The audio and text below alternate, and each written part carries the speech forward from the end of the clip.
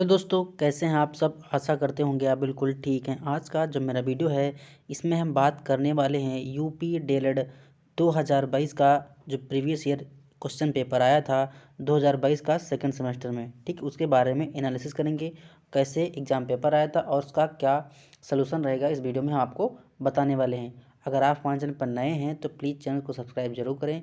अगर आपको वीडियो पसंद आता है तो प्लीज़ वीडियो को लाइक भी ज़रूर करें। देखेंगे आज हम डिस्कस करने वाले हैं हिंदी के पेपर के बारे में जो आपका पिछले साल सेकंड सेमेस्टर में आया था, जो आपका एग्ज़ाम 22 जनवरी को हुआ था।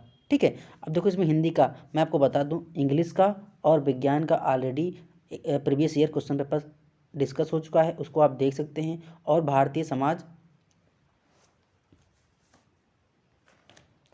और वर्तमान भारतीय समाज एवं प्रारंभिक शिक्षा जो हमारा होता है उसका भी हमने previous year question paper solve करके यूट्यूब पर अपने चैनल पर डाल दिए हैं, आप उसको भी देख सकते हैं। तो देखेंगे आपका हिंदी का पेपर आता है जिसमें 1 घंटे का समय रहता है और आपका पूर्णांक 25 होता है, और आपको पता है कि 25 में से आपके 13 मार्क्स लाना जरूरी है। ठीक है, अब देखेंगे इसमें क्या है कि सभी प्रश्न अनिवार्य है, प्रत्येक प्रश्न के निर्धारित अंक यानी कि सामने अंक दिया हुआ है। इसमें कहा गया है कि बहुविकल्पीय जो आपका है वो 1 नंबर का होगा, और जो वेरी शॉर्ट टाइप क्वेश्चन है वो आपका 1 नंबर का होगा, और आपका जो शॉर्ट टाइप क्वेश्चन है वो 2 नंबर का होगा। मैं आपको एक चीज़ और बता दूं, आपका जो वेरी शॉर्ट टाइप क्वेश्चन होगा उसको 25 वर्ड लिखने हैं उसमें, और आपका जो शॉर्ट टाइप क्वेश्चन है उसमें क्या 75 वर्ड आपको लिखना है। ठीक है, अब देखेंगे चलते हैं आपके पहले एमसीक्यू टाइप क्वेश्चन पे। तो लिखा है किस प्रणाली में छात्रों में सक्रियता बनी रहती है, यानी कि ऐसी कौन सी शिक्षा प्रणाली है जिसमें बच्चे क्या होते हैं, एक्टिव रहते हैं। तो यहाँ पर पहला ऑप्शन है आपका प्रश्नोत्तर प्रणाली, बी है अभिनय प्रणाली, सी हमारा है गति प्रणाली, एंड डी हमारा है व्याख्या प्रणाली। तो मैं बताऊं, जब बच्चे तभी क्लास में एक्टिव होते हैं जब आप उनसे क्या करेंगे, प्रश्न पूछेंगे। ठीक है, अगर रैंडमली आज क्लास चल रही है कक्षा कक्ष और वहाँ पर आप किसी बच्चे को एकदम से खड़ा कर देंगे तो बच्चा क्या होगा, डर जाएगा और सोचेगा कि कहीं ना सर हमसे पूछ न लें। इसलिए वो क्या होगा, क्लास में एक्टिव होकर सक्रिय होकर बैठेगा। इसलिए हमारा जो प्रश्नोत्तर प्रणाली होती है सबसे अच्छी सक्रिय एक्टिव प्रणाली मानी जाती है।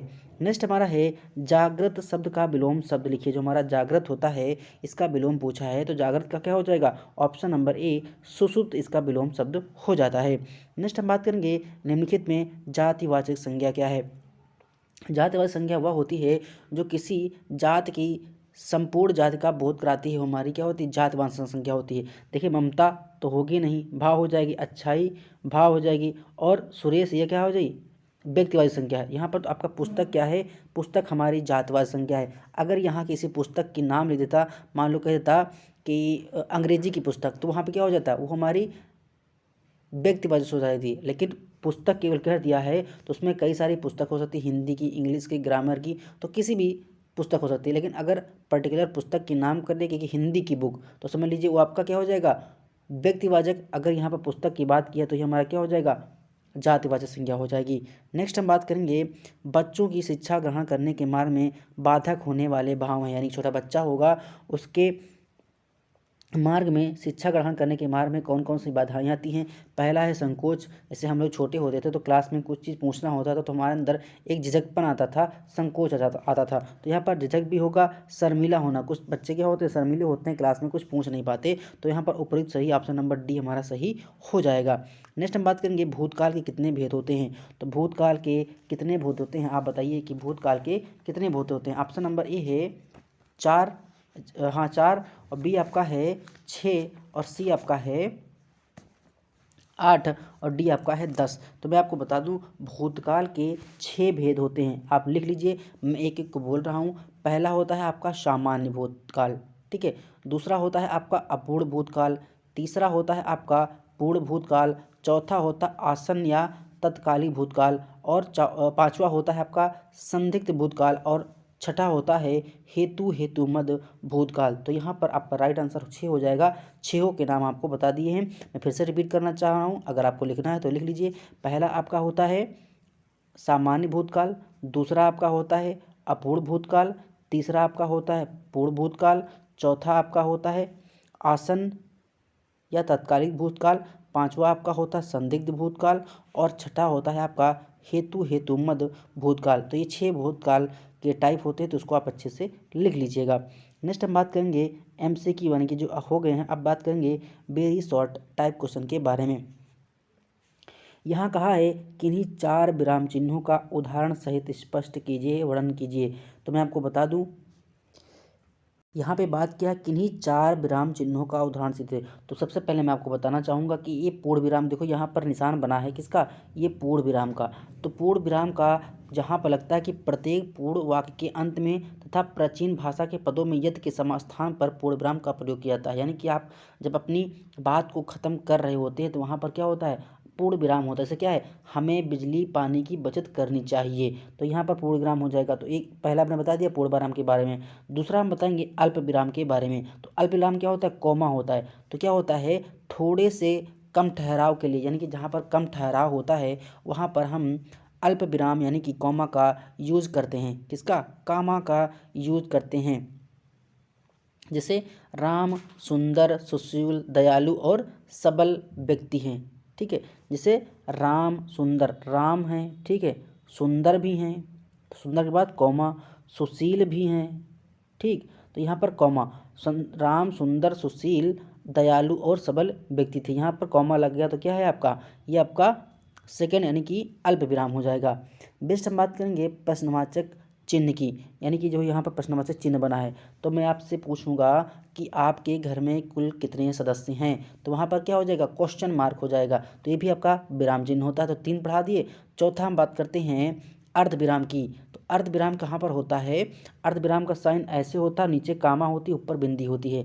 जब एक वाक्य का भाव दूसरे वाक्य में पूरा होता है, मतलब कहने का मतलब एक वाक्य का भाव दूसरे भाव में पूरा होगा तो वहाँ पर हमारा अल्प विराम होता है। जैसे वह एक धूर्त व्यक्ति है, यानी कि वह एक धूर्त व्यक्ति है, उसके बाद क्या होगा, इस कामा का प्रयोग होगा, ऐसा उसके मित्र भी कहते हैं।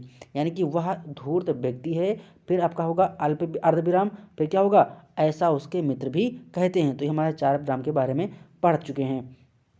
नेक्स्ट है समास कितने प्रकार के होते हैं। तो समास कितने प्रकार के होते हैं, समास हमारे 6 प्रकार के होते हैं। कितने प्रकार के होते हैं, 6 प्रकार के होते हैं। बताइए आप 6 प्रकार के कौन कौन से होते हैं।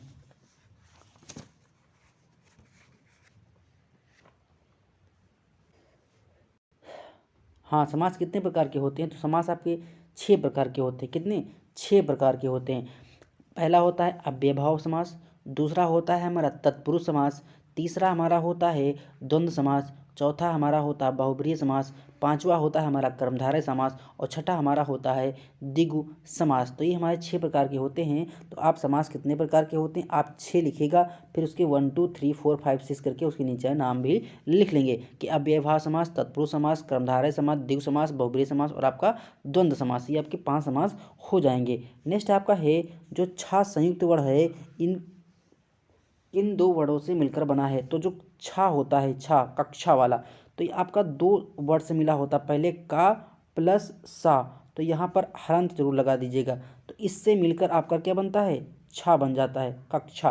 तो ये छा बन जाता है।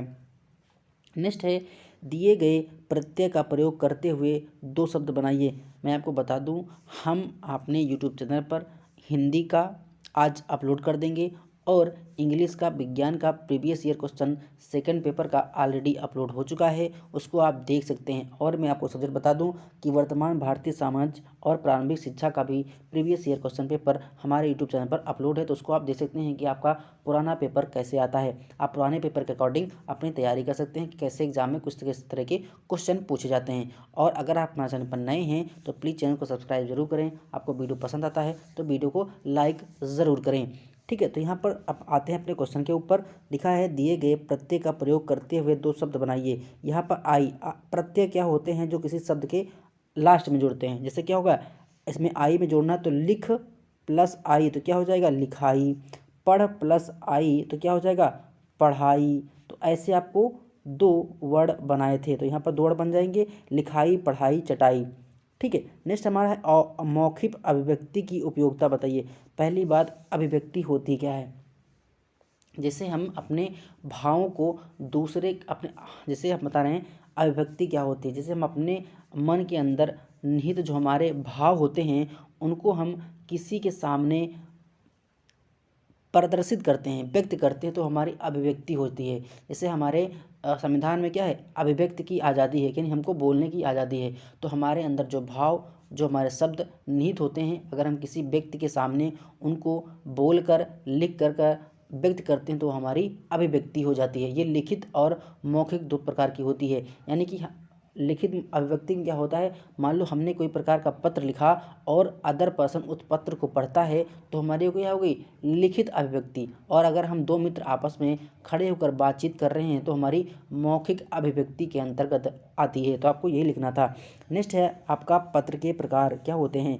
तो पत्र के, देखो मैं आपको जैसे मैं बोल रहा हूँ वैसे आप केवल सुन लेंगे तो आपके ये सारे क्वेश्चन हो जाएंगे। ठीक है, बिल्कुल क्लियर और स्पष्ट बोल रहा हूँ। जहाँ पर आपको लगता है कि लिखने की ज़रूरत है तो कॉपी और पेन उठाइए और उस चीज़ को लिख लीजिए और आपको याद करना है। ऐसे देखिएगा, अगर इस क्वेश्चन पेपर को सॉल्व कर लेंगे तो आपके प्रीवियस ईयर क्वेश्चन से हो सकता है 4-5 नंबर बन जाए। ठीक है, हालांकि पूरा पेपर ऐसा तो नहीं आएगा, लेकिन ऐसे ही हूबहू पेपर आपके एग्जाम में देखने को मिलेगा। नेक्स्ट है पत्र के प्रकार। तो पत्र हमारा कितने प्रकार का होता है, 2 प्रकार का होता है। एक होता है हमारा अनौपचारिक पत्र, एक होता है हमारा औपचारिक पत्र। पहला मैंने बताया है औपचारिक पत्र होता है और दूसरा होता है अनौपचारिक पत्र। अब इसमें होता क्या है, औपचारिक जो पत्र होता है वो हमारा किसी ऑफिस में, ठीक है, किसी संस्थान में, किसी कार्यालय में। मैं आपको बताऊं, जो औपचारिक पत्र होता है ये सरकारी पत्र के अंतर्गत आता है। जैसे मान लो हम अपने ऑफिस में प्रधानाचार्य को दे रहे हैं, या फिर बिजली पावर घर में जेई को दे रहे हैं, या अधिशासी अभियंता को दे रहे हैं, या दुकानदारों को दे रहे हैं, तो हमारा जो पत्र होगा वो हमारा औपचारिक पत्र होगा। और जो अनौपचारिक पत्र होता है उसमें हम सगे संबंधियों को देते हैं। जैसे हम अपने मित्र को शादी के लिए आमंत्रित कर रहे हैं तो वहाँ पर जो पत्र लिखा जाएगा वो हमारा अनौपचारिक पत्र होगा। ठीक है, यह हमारा बर्थडे, अगर हमको अपना बर्थडे सेलिब्रेट करना है और अपने मित्र को इनवाइट करना है तो हमारा अनौपचारिक पत्र होगा। यानी कहने मतलब है जो अनौपचारिक पत्र होता है वो हमारे सगे संबंधियों को दिया जाता है, और जो औपचारिक पत्र होता है वो हमारे ऑफिस, कार्यालय, संस्थान और दुकानदारों को दिया जाता है। तो ये आप 2 प्रकार के हो गए। अब देखिए गद्य शिक्षण के सामान्य उद्देश्यों का वर्णन कीजिए। ठीक है, तो पूछा गया है गद्य शिक्षण के सामान्य उद्देश्य का वर्णन कीजिए। तो मैं बता दूं, गद्य मतलब होता है कहानी, जैसे कहानी। पद्य मतलब होता है पढ़ने वाला। तो जब अगर हम कोई प्रोज पढ़ रहे होते हैं, गद्य पढ़ रहे हो, तो हमको क्या देना चाहिए कि भाषा के प्रति हमारी जो अभिरुचि है वो जागृत करना होना चाहिए। ये हमारा पहला हो गया, भाषा के प्रति। यानी कि जो हम पढ़ रहे होते हैं प्रोज, तो वहाँ पर गद्य के जो चीज़ें पढ़ रहे होते हैं तो भाषा के प्रति हमारी अभिरुचि होनी चाहिए। शुद्ध वाचन की योग्यता प्रदान करना, दूसरा क्या है, शुद्ध वाचन की योग्यता प्रदान करनी। यानी कि जो हम पढ़ रहे हैं उसका प्रोनाउंसिएशन शुद्ध होना चाहिए। ठीक है,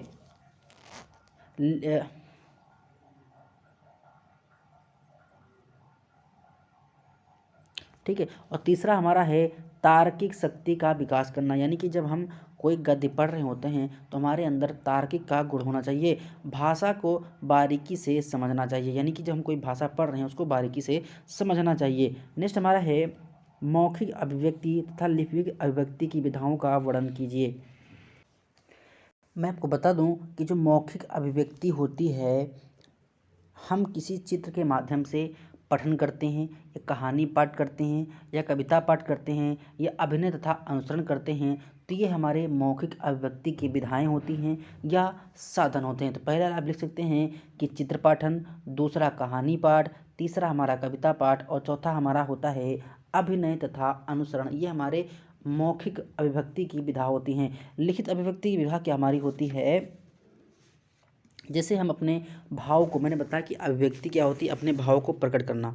ठीक है, और मौखिक में क्या हो गया, जैसे हम कोई चित्र पठन कर रहे हैं, यानी किसी चित्र को पढ़ रहे हैं, या फिर कहानी को पढ़ रहे हैं, या फिर अभिनय तथा अनुसरण कर रहे हैं, तो हमारी मौखिक अभिव्यक्ति होती है। लिखित मतलब है कि हम अपने भावों को, अपने विचारों को किसी कॉपी या पेपर पर लिख कर प्रकट करते हैं, तो हमारा लिखित अभिव्यक्ति के अंतर्गत आ जाता है। नेक्स्ट हमारा है छात्रों में उच्चारण संबंधी सुधार हेतु 2 उपाय लिखिए। तो छात्रों में से छोटे बच्चे होते हैं वो अंतर नहीं कर पाते कि सा में क्या अंतर होता है और प्रचिर सा में क्या अंतर होता है, वो जान नहीं पाते हैं। ठीक है, तो अगर इन छात्रों में आपको उच्चारण संबंधी दोष को दूर करना होता है तो आप पहले क्या करेंगे, छात्राओं को जो 12 खरड़ी होती है उसको उनकी जानकारी करना और उनका सही से प्रोनाउंसिएशन करना। ठीक है। 12 खड़ी होती है ना कक्षा 1-2 में, ठीक है, वहाँ पर 12 खड़ी की मात्राएं सिखाई जाती हैं और उनके अक्षर बताए जाते हैं, तो उनका प्रोनाउंसिएशन बच्चों को आसानी से आना चाहिए। तो यहाँ पर पहला प्रयास आप क्या करेंगे, पहला उपाय कि बच्चों के अंदर 12 खड़ी जो हमारी भाषा होती है उसको सही प्रकार से पढ़ने का अभ्यास करवाएंगे। दूसरा है, देखेंगे कक्षा में कोई भी बच्चा अगर गलत प्रोनाउंसिएशन कर रहा है, किसी शब्द का उच्चारण कर रहा है, तो उसे बार बार अभ्यास के लिए प्रेरित करेंगे। तो ये आपके 2 उपाय हो गए हैं। नेक्स्ट हमारा है काल किसे कहते हैं, काल के भेद लिखिए, यानी काल किसे कहते हैं और काल के आपको भेद लिखना है। तो काल क्या होता है, क्रिया का जिस समय में होना या करना पाया जाता है वो हमारा क्या होता है, काल होता है। ठीक है, क्रिया वह रूप में जिसमें हम क्रिया का वह रूप जिससे कार्य के होने का पता चलता है वो हमारा क्या होता है, काल होता है। जैसे हमारा कोई काम वर्तमान काल में हो रहा है या भविष्य काल में होगा या भूतकाल में हो चुका है तो हमारा क्या होता है, काल होता है। तो कहने का मतलब है क्रिया का वह रूप जिससे कार्य के करने का समय ज्ञात हो वो हमारा काल होता है। ठीक है, जैसे समय अभी हो रहा है तो हमारा वर्तमान काल हो गया। अगर कोई कार्य भूतकाल में हुआ था तो हमारा भूतकाल हो जाएगा। अगर कोई कार्य हमारा आने वाले समय में होगा तो हमारा क्या हो जाएगा, भविष्य काल हो जाएगा। तो 3 प्रकार के काल भी होते हैं। इसमें पूछा गया है काल के भेद लिखिए, तो पहले लिखेंगे वर्तमान काल, भूतकाल और आपका भविष्य काल, ये 3 काल होते हैं। नेक्स्ट है कविता शिक्षण के लिए ध्यान देने योग्य बातें होती हैं। अगर आप कविता शिक्षण कर रहे हैं तो वहाँ पर कौन कौन सी ध्यान देने योग्य बातें होती हैं। कविता में क्या होनी चाहिए, छंद लय ताल होना चाहिए। ठीक है, आयोग वाह होना चाहिए। जैसे आप कोई भी कविता पढ़ रहे हैं तो में लय होती है, ठीक है, तो लय होनी चाहिए। कविता में छंद ताल लय होना चाहिए। कविता स्पष्ट पढ़नी चाहिए। कविता में तारतम्यता होनी चाहिए। तो ये सारे क्या होते हैं, कविता को पढ़ने ध्यान देने योग्य बातें होती हैं। पत्र लेखन की विशेषताएं बताइए। तो पत्र पहला लिखिए आप कि पत्र की जो भाषा हो वो सरल होनी चाहिए। पत्र जो लिखा गया वो स्पष्ट होना चाहिए। पत्र जो लिखा जाए वह स्वाभाविक रूप से सबको समझ में आना चाहिए। पत्र की जो भाषा हो वह सरल एवं स्पष्ट हो। तो ये आप उसके कह सकते हैं पत्र की विशेषताएं लिख सकते हैं। क्रिया विशेषण किसे कहते हैं, जैसे क्रिया विशेषण तो वह शब्द जो हमारे क्रिया की विशेषता बताता है उसे हम क्रिया विशेषण कहते हैं। वह शब्द जो हमें क्रिया की विशेषता बताता है उसे हम क्रिया विशेषण करते हैं। जैसे कि आप एग्जाम्पल के तौर पे आप देखिए, इसमें उदाहरण ही पूछा है तो क्या हो जाएगा, हिरन तेज भागता है। जैसे हिरन तेज भागता है, तो इसमें देखो भागता क्या हो गई, क्रिया हो गई, तेज क्या हो गया, विशेषण हो गया। तो देखो भागता जो क्रिया है, ठीक है, ये तेज विशेषण है। तो भागता जो क्रिया है इसकी विशेषता क्या है, क्रिया विशेषता बता रहा कि तेज है, तो तेज रूप से भाग रहा है। तो क्या होगा, यहाँ पर क्रिया की विशेषता बताता है कौन, तेज शब्द, तो हमारा क्रिया विशेषण क्या हो गया, तेज हो गया। तो यहाँ पर आपको समझ में आ गया होगा। अगर आपको पसंद आया है तो प्लीज़ वीडियो को लाइक ज़रूर करें। अगर आप हमारे चैनल पर नए हैं तो प्लीज़ चैनल को सब्सक्राइब जरूर करें। मिलते हैं नेक्स्ट वीडियो में नेक्स्ट अपडेट के साथ। आपका दिन शुभ हो, मंगलमय हो।